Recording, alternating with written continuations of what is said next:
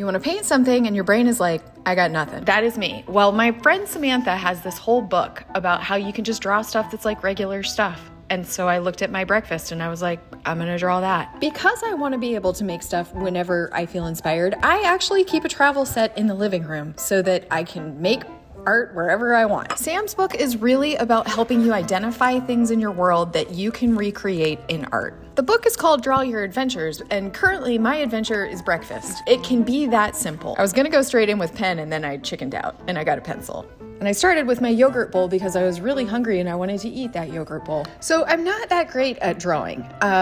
It is something I practice because I want to get better at it. And Sam actually taught us in a class that it's best to use a pencil and not erase. And I'm not erasing, I'm just going for it. So right now it's gonna look messy and there are tons of lines, but it's gonna be fine. I also just wanna say that I've only recently gotten into coffee out of a French press and it really does feel special. It feels like self-care to make coffee in a French press. Drink the coffee, not the paint water. Okay, so now I'm ready to paint and I have my little travel brush, which I designed and I love it very much. And I started with the granola, which made me nervous because I didn't know how to paint the granola, so I started with the thing that I was scared of. And then I was like, wait a minute, I think this will be easier if I start with pen. I should do pen first. If you're gonna do this and put pen in first, make sure you use a waterproof pen. All right, so going back to the book, I get asked all the time how you start painting on your own and not just from tutorials. And Sam's books are how I first started doing that. A book like Draw Your Adventures is gonna help you see things in your world and begin to represent them through your art, like the way you make art.